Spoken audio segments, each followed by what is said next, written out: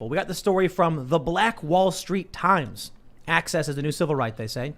With no mandate, some NBA players refusing COVID vaccine ahead of season. They say the most popular question that players have been asked has been concerning their vaccination status. Currently, there is no mandate from the league for the players to be vaccinated. League spokesman Mike Bass told ESPN, quote, "A vaccine mandate for NBA players would need an agreement with the Player Association. The NBA has made these proposals, but the Players Union has rejected any vaccination requirement. Most NBA players are vaccinated, but stragglers remain. Roughly 90% of NBA players are vaccinated as training camp approaches, according to league sources, but tensions are growing between staffers who are vaccinated and players who refuse them. In some instances, staffers said they're upset the players aren't facing the same vaccine requirements as most team staff and referees. In other instances, staffers said they're concerned about the health risks of being exposed to unvaccinated players. Two of the league's biggest stars, Bradley Beal and Kyrie Irving, both said they were not vaccinated during their team's media day. And I just got to say, guys, you need to stop fighting this. Us rich people are exempt from all of this. NBA stars, famous podcast hosts. Yo, you go look at the Met Gala. Just accept your fate. You know, AOC doesn't got to wear a mask. All of the servants do. All right. This is the direction that we're going. I'm kidding, by the way, but I'm half kidding. It's true, though. Like, NBA players are like, we're not going to do it. Meanwhile, the support staff are being forced to do it. Yeah, it's one of the more interesting stories. And, I don't see any National Guard coming in to replace Kyrie Irving that could average 25 points and 8 assists a game. But cool, though, it's right? really interesting with the NBA because it actually first started off with, for folks who don't know, like LeBron James has massive power over the league. It's almost like whatever he said kind of sways. And he actually came out and didn't want to get the vaccine. I think he just got vaccinated, but he didn't want to get the vaccine. And that kind of forced the Players Association to say, you know what, no mandate. So it's really interesting to see, and especially the star players speak out. So like a Bradley Beal, a Kyrie Irving, who hold a lot of weight.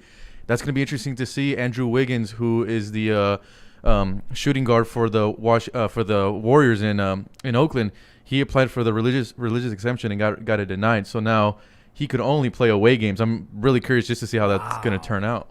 Only away games. It's interesting the difference between the NFL and the NBA. Right, Because yeah. in the NBA, you have 5 guys can win you a championship for the most part. I mean, you do have a bench, but it's 5 guys. But the NFL, you need 12.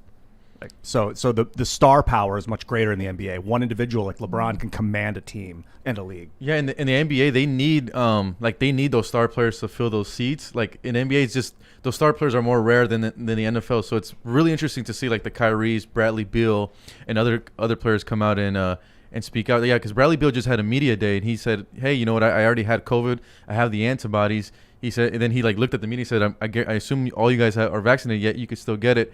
So it's like I said, it's interesting right now just with the mandates and all this stuff. And then I'm curious of what's going to happen to Andrew Wiggins because now the owner might be like, you know what? If you're not going to get vaccinated and I can only use you on the road, I'm going to just release you, then just pick up another guy who's willing to Yeah, but he's got a contract, right? They can't just do that. Yeah, and he's a good player. He's not like he's like a guy you just kind of, like I said, no National Guard is going to come in for Andrew Wiggins and put some 15 points and 10 boards a game.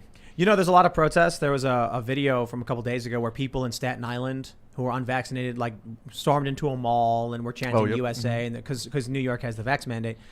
But you see little pockets here and there. You can Google it. You can find the stories of a few hundred people. But I don't think it's enough to stop government overreach. The government's going to mandate it. People are just going to follow suit.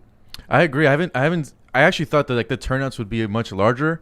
We haven't seen them now. I covered a few of these anti-mandate protests back in California, and one thing that I've noticed, at least from the protests that I covered, is the first responder community is really against the mandates. I'm talking about nurses, police officers.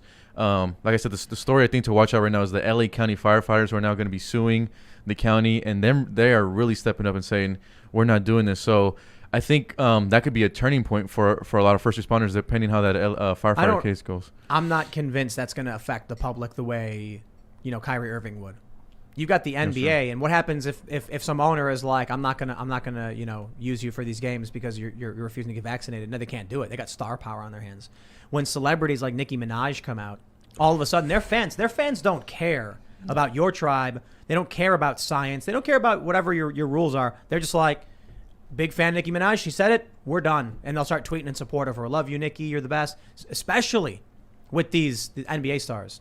Now, LeBron, I guess, came out, and was praising China. Oh, I'm sorry. That was a while ago. Yeah. He came out and was saying, that he got vaccinated and he's supportive of it. So that will have a lot of weight. But I got to say, you know, when I watch some of these viral videos, I feel like regular people are going to see this, and that those vocal, people in the NBA or of high status are going to, for one, probably a lot of people will just blindly agree with them. There's probably a lot of people who are going to be like, I'm a big fan, dude. Yeah, whatever you say. But there's going to be a lot of people now who will feel less scared. They're going to be like, if they can do it, so can I. I can speak up. I can stand up for myself. And it's really interesting to see. There were protests, big protests in New York. I'm surprised to see protests in New York over this. I mean, New York is a Democrat stronghold, but you see New Yorkers holding up signs. I kind of feel like the media is lying about the sentiment on this one. If the bluest place in the country, New York City, I think it's the bluest place. Maybe I'm wrong. Maybe it's San Francisco. I don't know. But a particularly Democrat place has thousands of protesters. Certainly regular people are like, yo, the vaccines are great, but you can't force people to take these things, right?